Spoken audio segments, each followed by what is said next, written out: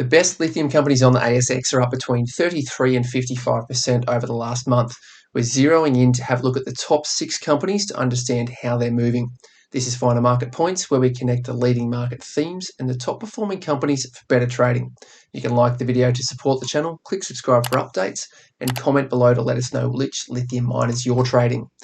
Now, having a look at the lithium price, we can see that the commodity itself is on screen on this chart on the left-hand side. It's up 3.86% for the month. You can see that on the right-hand side. There's just an uptick, but really what we're looking at is this green line here, which is the 50-day moving average. So it really shows what that price has been doing. It was rising throughout late 2020, most of this year for 2021, but then April, May through to where we are in August has pretty much churned sideways with just an uptick most recently. What we also see for the index, the ASX 200 is up 2.54% for the month. And then some of the bigger names that we've looked at before, and you can have a look on the tutorials and the VCP pattern breakouts that we've looked at for Galaxy and a fair few of the other lithium companies and miners in their space. But you can see they've put on significant gains over the month, but they're not the top performers that we're looking at. So we're going to have a look at some of these smaller cap miners that have actually performed better over the last month. And to start this one off, we're going to have a look at the VUL. Most of these are companies we have surfaced before in Finer Market Points because they're consistently leading, and you'll see on the charts as to the performances they've put on and why they've been picked up. Now, Vulcan Energy is up 33% on the month. We can see that on the table on the right. Having a look on the chart on the left, we can see, as we saw for that same timeline for the commodity itself coming in sort of November, December, starting to rally, then really breaking out. This is where we see a huge run up for Vulcan Energy, and that's when it was really picked up in Finer Market Points to start off with. Whether that's created a VCP, we looked at that in the other videos before, but we're seeing this contraction here, one.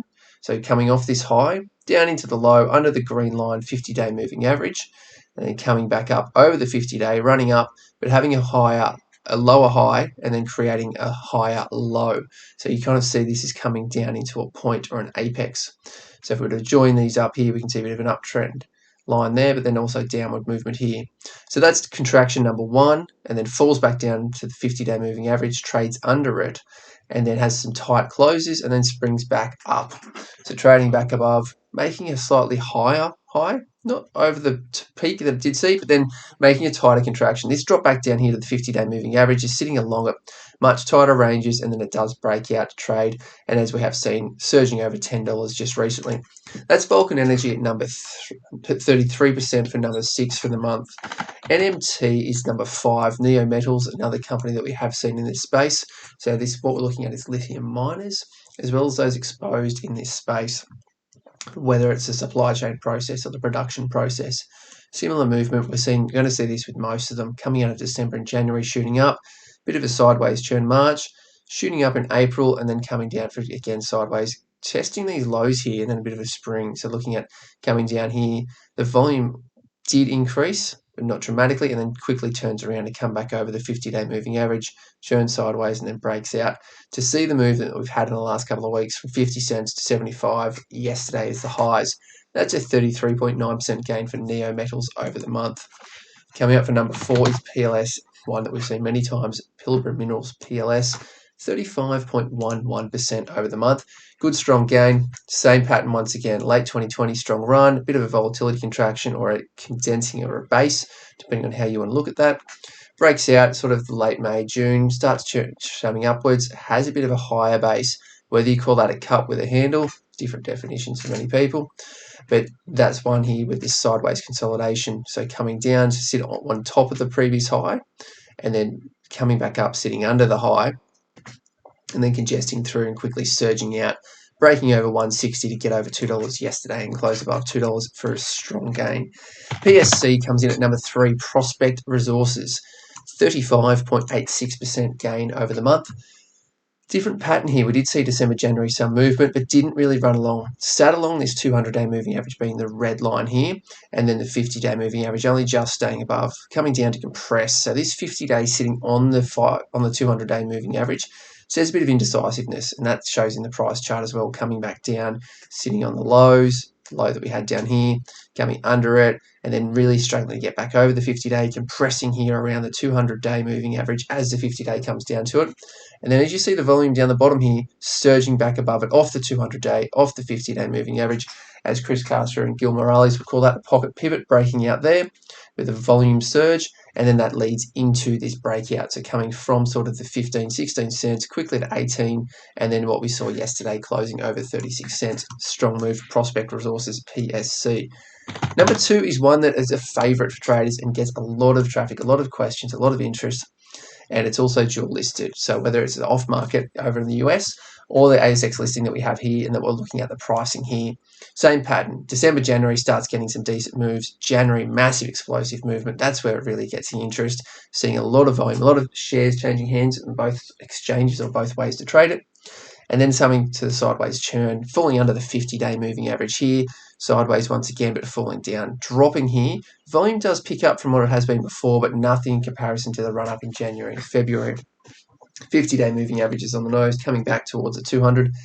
Doesn't get there, comes sort of through below into this what we saw, the rally, the January rally. So partway through that rally, falling back into it, finds some support just north of 20 cents, starts coming back over, consolidates, pops over the 50-day moving average, again with a volume spike. So then that pushes it higher, does pull back towards that breakout level, but it has consolidated here. But we do see sort of the July period around the 35, 40 cents level, gets over 40 cents to where we are recently and surges to 60 cent close yesterday.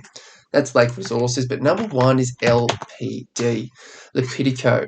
So we have seen this as a leader many times before. The chart shows why, because it has shot up here and put on strong monthly gains, and then it did once again around here.